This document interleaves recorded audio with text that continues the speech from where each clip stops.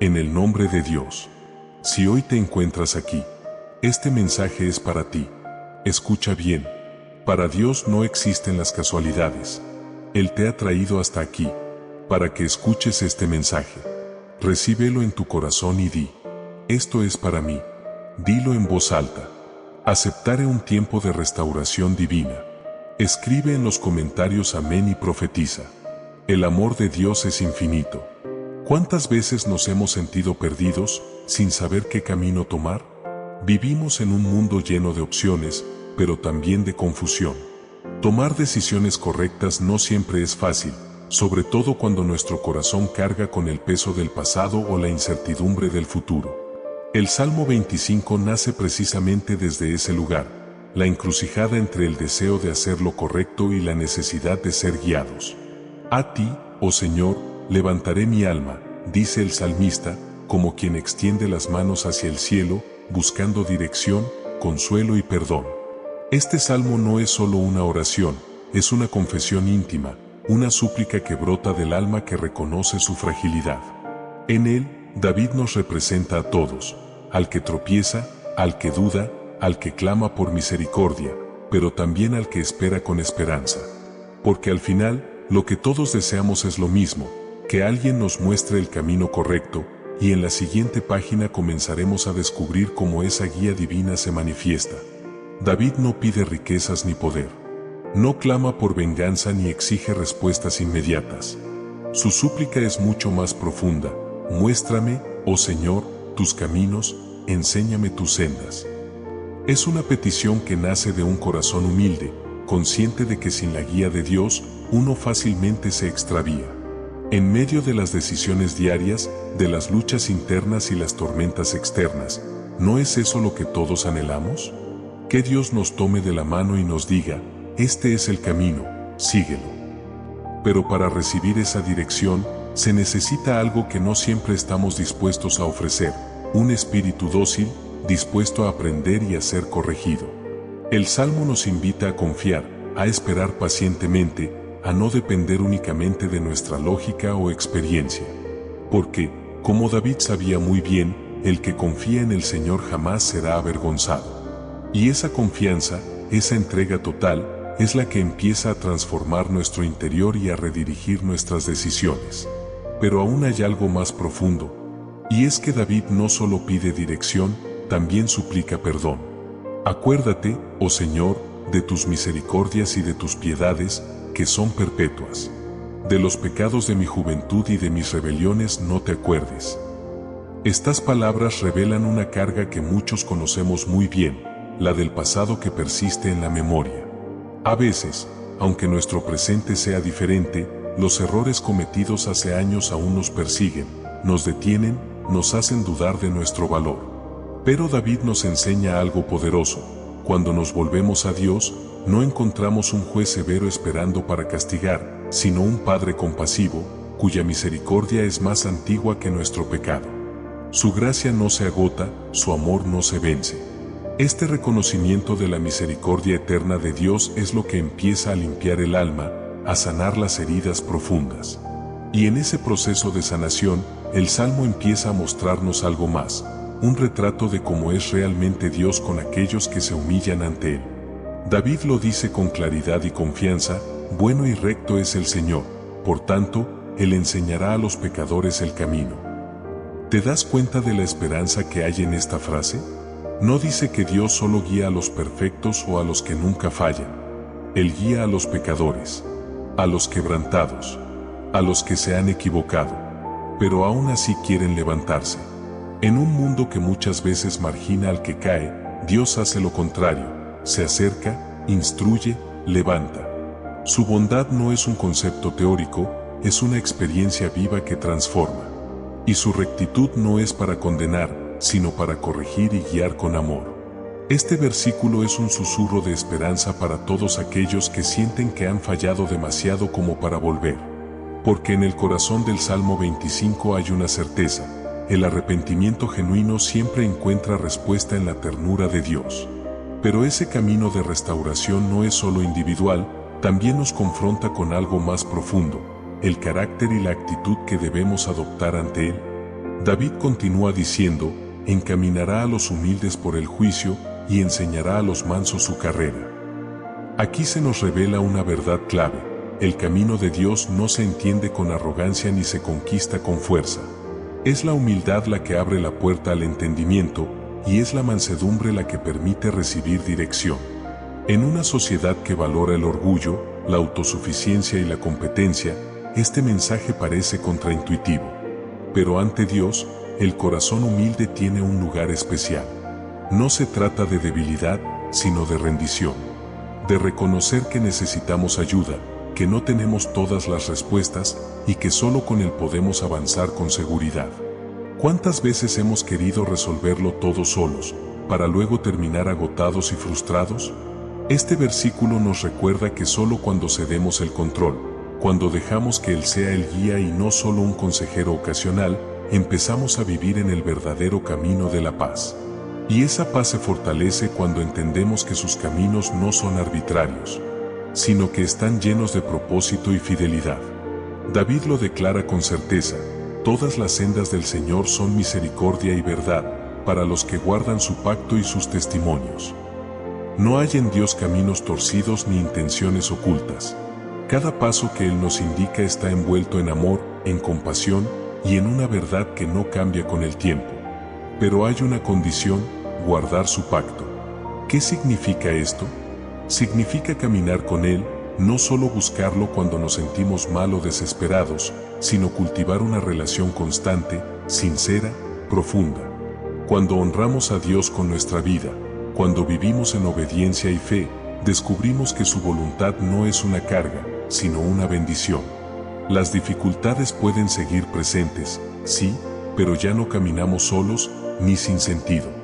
Hay dirección, hay sentido, hay promesa. Y es en esa comunión, en ese vínculo de fidelidad, donde podemos también abrir nuestro corazón y presentar nuestras faltas sin temor, como lo hace David en los versículos que siguen. Por amor de tu nombre, oh Señor, perdonarás también mi pecado, que es grande. David no minimiza su falta, no la disfraza ni la excusa. Reconoce que su pecado es grande y aún así se atreve a pedir perdón. Pero no lo hace apelando a sus méritos, sino al carácter de Dios: por amor de tu nombre. Esta es una de las expresiones más poderosas del Salmo, porque revela que el fundamento de nuestra esperanza no está en lo que hemos hecho, sino en quién es Él. El nombre de Dios representa su identidad, su reputación, su fidelidad eterna. Y cuando acudimos a Él con un corazón sincero, Dios no solo perdona, lo hace porque su amor no cambia, porque su nombre es santo, porque su gracia es mayor que nuestras caídas. Este versículo nos invita a dejar la vergüenza paralizante y abrazar la esperanza redentora. Porque si Dios perdonó a David, un rey, un líder, un pecador arrepentido, también puede perdonarnos a nosotros. Pero, ¿qué pasa después del perdón? ¿Cómo se ve una vida restaurada por Dios? Después del perdón, no viene la perfección inmediata, sino una transformación progresiva. David nos lo muestra con una pregunta sincera: ¿quién es el hombre que teme al Señor? Él le enseñará el camino que ha de escoger. El temor del Señor, en este contexto, no es miedo paralizante, sino reverencia, respeto profundo, una disposición constante a honrarlo en cada paso. Cuando alguien teme al Señor de esta manera, su vida empieza a alinearse con la voluntad divina. Y es ahí cuando Dios comienza a revelar los caminos correctos, los que nos conducen no solo a decisiones sabias, sino a una vida plena, en paz, con propósito. Este versículo nos invita a preguntarnos: ¿estoy caminando con ese tipo de reverencia? ¿Estoy dispuesto a dejar que Dios elija mis caminos, incluso si no siempre los entiendo de inmediato? El Salmo promete que aquel que teme al Señor será instruido, guiado, y experimentará algo aún más profundo, una herencia duradera, una estabilidad que no depende de las circunstancias. Su alma morará en el bienestar, y su descendencia heredará la tierra. Este versículo habla de consecuencias que trascienden lo personal. El temor del Señor no solo bendice al individuo, sino que impacta generaciones. Qué poderoso es pensar que nuestras decisiones de hoy, nuestra humildad, nuestra fidelidad, pueden abrir caminos de bendición para quienes vienen detrás de nosotros. En una época en la que todo parece inmediato y efímero, el Salmo 25 nos recuerda que hay una herencia que se construye con integridad, con obediencia, con temor reverente. Y esa herencia no es solo material, es una vida marcada por la paz interior, por el favor de Dios, por un testimonio que perdura. Pero hay algo más íntimo aún que David expresa a continuación. No se trata solo de recibir dirección o bendición, sino de entrar en una relación especial con Dios, en la que Él comparte sus secretos, su corazón, su voluntad más profunda, algo reservado solo para aquellos que realmente caminan con Él. El secreto del Señor es con los que le temen, y a ellos hará conocer su pacto. Este versículo revela una profundidad en la relación con Dios que muchos anhelan pero pocos experimentan. El secreto del Señor no se refiere a algo oculto o inaccesible, sino a esa intimidad que solo se logra a través de una vida de obediencia y reverencia. Es como un susurro en el alma, una comprensión profunda de su voluntad que va más allá de lo que está escrito en las Escrituras, una conexión personal que solo aquellos que han aprendido a esperar y a escuchar pueden comprender.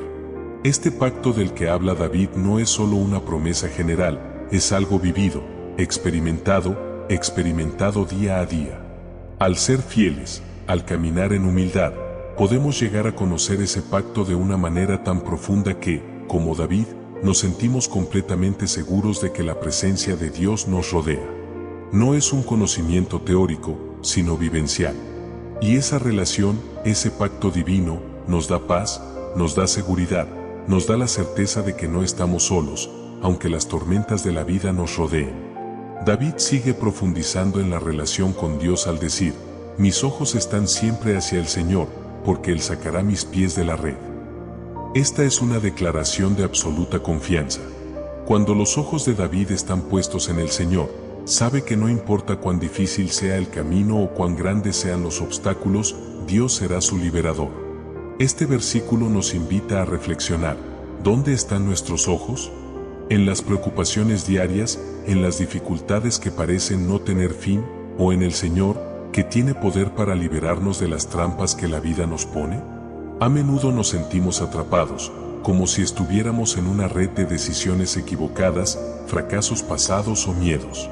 Pero David nos muestra que, al mantener nuestros ojos fijos en Dios, encontramos la salida. Él es el que da la fuerza para salir de cualquier trampa, el que nos guía hacia la libertad.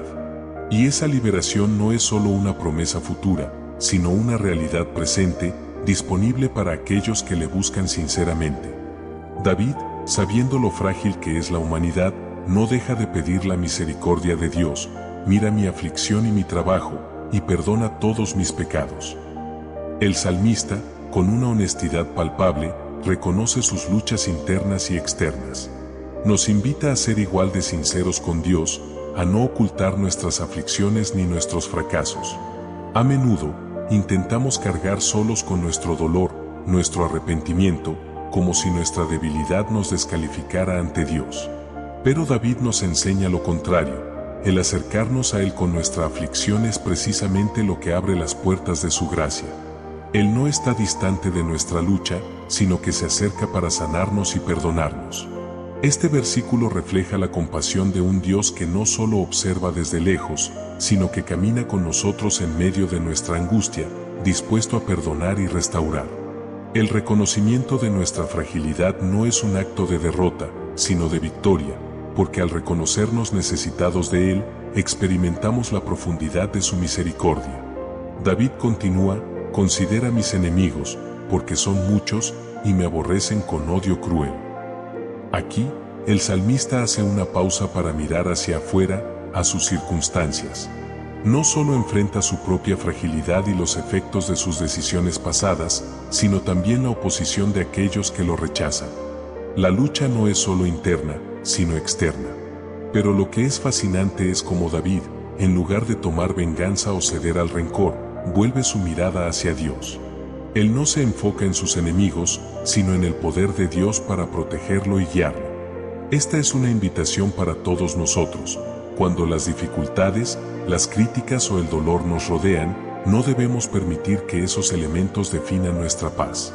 El enfoque de David está en la fidelidad de Dios, en la certeza de que, incluso en medio de la oposición, Dios está a su lado, dispuesto a defenderlo y liberarlo. Es un recordatorio poderoso de que la lucha no es nuestra, sino de Dios, y que Él pelea por nosotros cuando permanecemos en Él. David cierra su súplica con una petición de confianza y esperanza renovada: guarda mi alma y líbrame, no sea yo avergonzado, porque en ti he confiado. Este versículo refleja la seguridad que proviene de confiar plenamente en Dios, no solo para enfrentar las dificultades, sino también para ser liberados de ellas. La vergüenza, el miedo, la angustia, todos estos sentimientos pueden ser enormes obstáculos en nuestra vida, pero David nos recuerda que cuando confiamos en Dios, no hay lugar para la vergüenza. El Señor honra a los que en Él esperan. David sabe que su única esperanza está en Dios, y esa esperanza no es vana.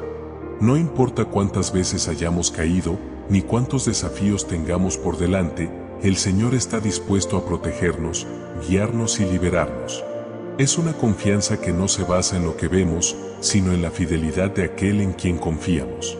Este versículo, al igual que el Salmo en su totalidad, nos invita a un descanso profundo en la promesa de que Dios está en control y que su amor y protección nunca nos fallarán. Finalmente, David concluye con una profunda afirmación de confianza: redime, oh Dios, a Israel de todas sus angustias. Este último verso es una expresión de esperanza para el pueblo entero, no solo para el salmista en lo personal. David entiende que la restauración no solo es individual, sino colectiva. Y en su clamor por Israel, también encontramos un eco de nuestra propia necesidad de redención como humanidad. Este salmo, entonces, es un llamado a confiar en la misericordia, la guía y el perdón de Dios, sin importar cuán difíciles sean las circunstancias. Es un recordatorio de que, aunque las luchas son inevitables, la fidelidad de Dios permanece constante. En Él encontramos dirección, perdón, protección y esperanza. Y al igual que David, podemos concluir con la certeza de que, si confiamos plenamente en Él, nuestra alma será librada y podremos caminar en su paz y seguridad. Así, el Salmo 25 nos deja con una promesa eterna: Dios nunca abandona a los que en Él esperan. Si este mensaje te ha tocado el corazón, no olvides darle me gusta y compartirlo con aquellos que puedan necesitarlo. Y si quieres seguir profundizando en temas como este, suscríbete al canal y activa la campanita para no perderte los próximos videos. Tenemos muchos más mensajes de esperanza, fe y reflexión esperando por ti. Nos vemos en el próximo video.